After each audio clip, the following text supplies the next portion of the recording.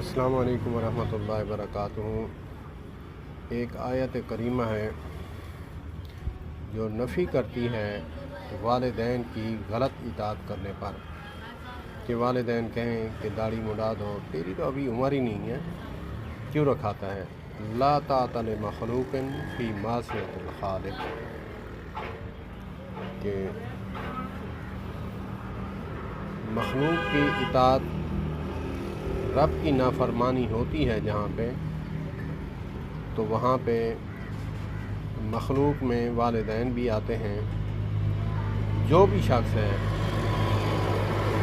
آپ اس کی اطاعت نہیں کر سکتے، چاہے والدین ہی کیوں نہ ہو۔ اللہ پاک ہمیں دین سمجھنے کی اور اس پر عمل کرنے کی توفیق عطا فرمائے۔